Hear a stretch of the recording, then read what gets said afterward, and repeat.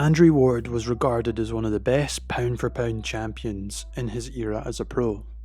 Although Ward himself was a massive success in his career, he very much had a misunderstood boxing style, which is a combination of many styles into one, making him one of the best technical fighters there has been in the modern era.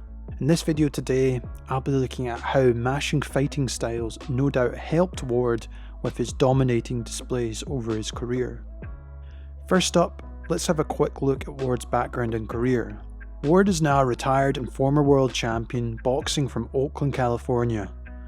Ward was introduced to the sport of boxing by his father at the age of 9, and then taken under the guidance of boxing trainer Virgil Hunter, who later became his godfather and boxing trainer for the rest of his career. The American had an illustrious amateur and professional career, winning multiple titles at all levels, and has been reported that he hasn't lost a fight since being 12 years old. As an amateur, he was almost unstoppable, winning multiple national championships before being picked up for the US Olympic team, then going on to win gold at light heavyweight in 2004. As a professional, he fought at two weight categories in the super middleweight and light heavyweight divisions, picking up and retiring with an impressive undefeated boxing record with 32 fights and victories and 16 KOs. In the super middleweight division, Ward competed in a highly competitive Super 6 tournament where he won his first world title and also unified, which was a massive statement at the time. Man from Oakland defeated the likes of champions Carl Froch, Mikael Kessler, Chad Dawson and Arthur Abraham. Ward would then eventually move up to light heavyweight after getting through some legal issues and surgery. He would then have some tune-up fights before going for gold against the much feared and top light heavyweight at the time Sergey Kovalev in their classic encounters over 2 fights. The American finally decided to hang up the gloves in 2017 after retaining his world title belts against Sergey Kovalev in his rematch. He's now a boxing pundit for ESPN, with many still calling him out to return one last time. I know I would like to see that. Andre Ward's boxing style. Now when it comes to how Ward would fight, many claim his boxing style is boring, and to a certain degree I do understand why people think this is the case. But as someone who studies and loves the sweet science of boxing, I have to disagree. As the great George Foreman said, boxing is like jazz. The better it is, the less people appreciate it.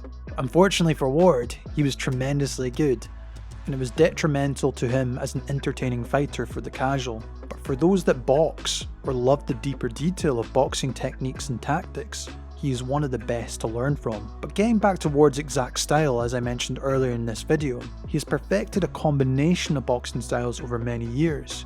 He uses and mixes elements of certain styles depending on the situation in front of him. In a way, Ward is very much a blend of a modern flashy fighter, but with many old school traditional fighter characteristics. Ward once described his style as formless, and is no doubt inspired by what Bruce Lee said, "Be shapeless, formless, like water." He's been quoted saying he was influenced by top trio Roy Jones Jr., Bernard Hopkins and Floyd Mayweather Jr., which I can definitely see in how he fought.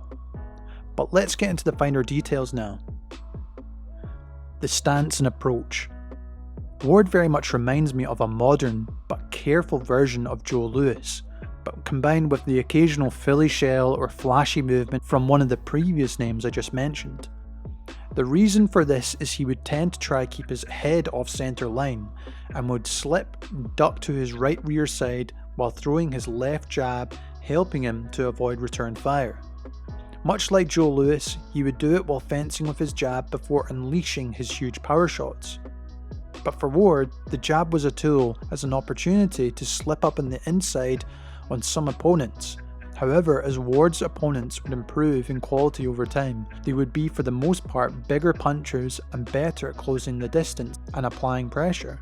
Ward would then look to use more of a Philly shell stance with defensive waist movement to make him harder to hit in the pocket, even to use to create counterpunching opportunities. But now it's important to go into the individual aspects of this approach. Footwork to control distance. A lot of fighters only get taught to use their hands first and not their feet, and is often a part that gets neglected by many fighters. However, Ward's footwork was exceptional at controlling his opponent. He would use his feet to move around the ring effectively and determine the distance. whether that be to keep at range from power punchers and not let them able to get off their shots to frustrate them, or by being too close for opponents to hit him cleanly or effectively.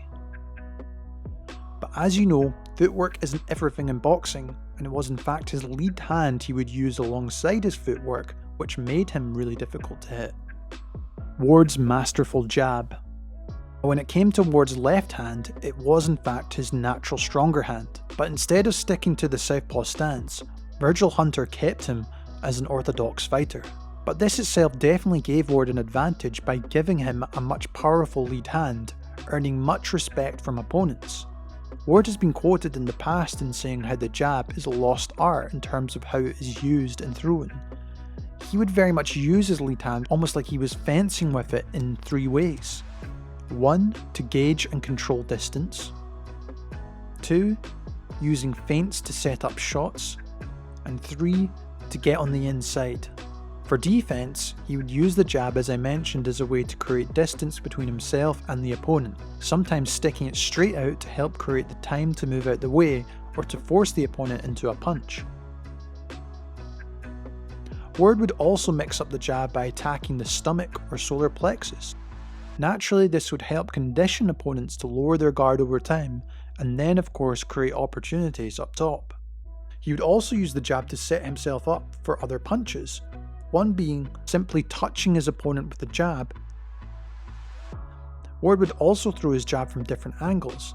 As I mentioned earlier, he would keep his head off center line to his right, but would also sometimes change the level he would throw the punch. Pick'em type fighter.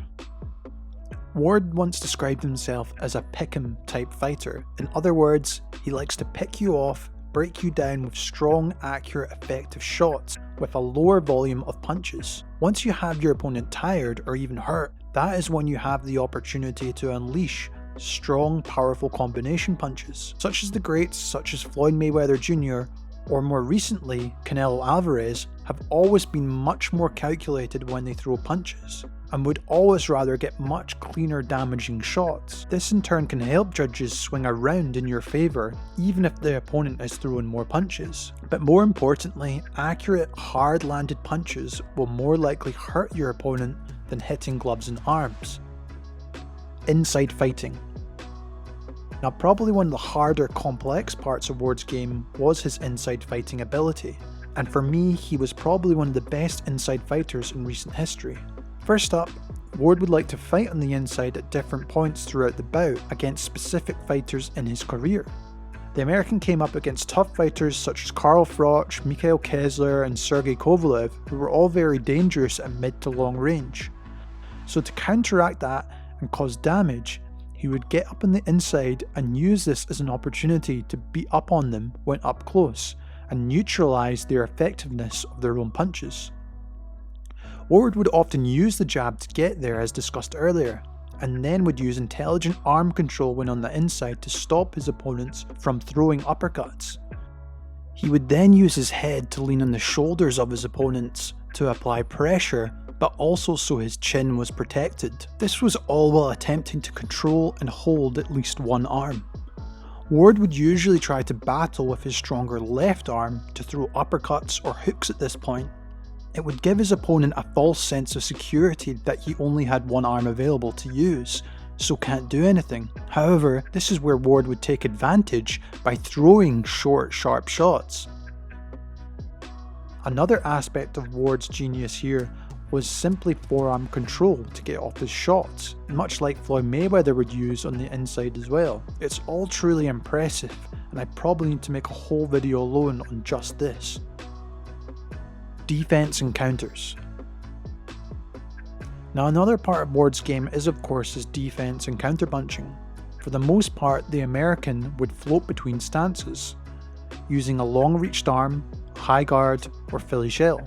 It would all be situational for what was in front of him, but just like the great champions, his defense was just very good fundamentally for the most part. He would simply use his footwork to get out of range by moving backwards before quickly pivoting or using lateral movements to get out the way in most cases. In terms of being in the pocket with more aggressive opponents, this is where we would see Ward use elusive waist movement bending down to his right before either moving out the way or using it as an opportunity to clinch and fight on the inside.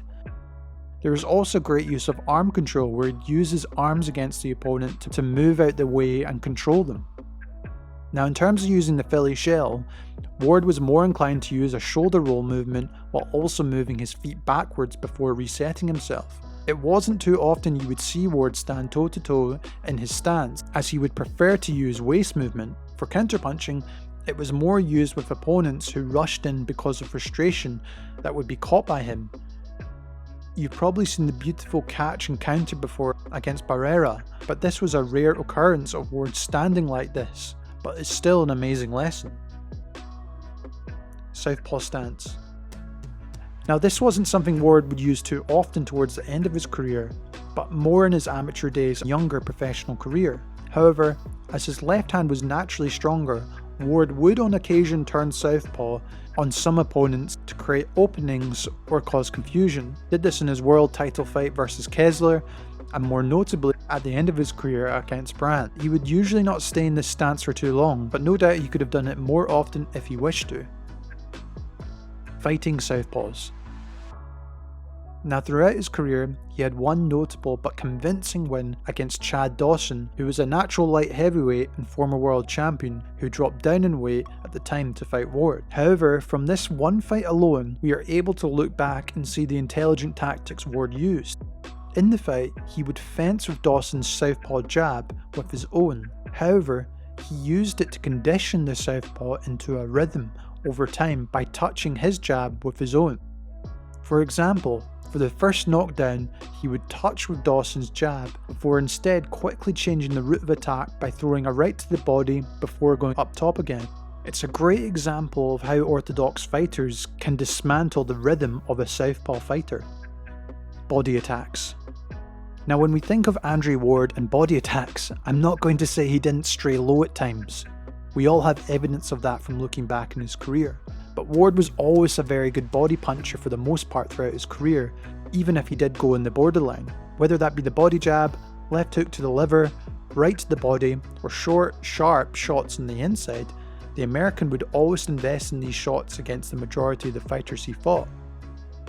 Most notably, of course, was his last two fights against Sergey Kovalev. Ward went to the body every time he got the opportunity in the early rounds of both these fights. But in the case of his last fight, here you can see Ward attacking Kovalev relentlessly before finally winning the fight. This itself should be a lesson to any fighter to invest in body punching, as it can completely sap the energy out your opponent over time and drain the stamina in the later rounds. This was a perfect example of Ward doing this, regardless if Ward did stray low in these fights. Final thoughts. In my opinion, Andre Ward was a true pugilist and once in a generational talent who I believe could have fought in any era of boxing. The lesson we can take from all this is that it's possible to apply many different boxing styles into one, but most importantly, stick to the fundamental boxing skills. It would have been nice to see Ward box a couple more years, but I have nothing but respect for all he achieved, in particular his gold at Athens, coming out on top in a competitive super middleweight division and finishing off by defeating the much feared Kovalev at the time. Let me know in the comments below what you thought of Ward's style. Is there a particular element you liked? Also, if there's another boxer you would like me to cover below, let me know as well. As always guys, make sure to hit that like button, really helps out the channel. If you're new here, please subscribe. Thanks so much for watching, and I'll see you in the next one.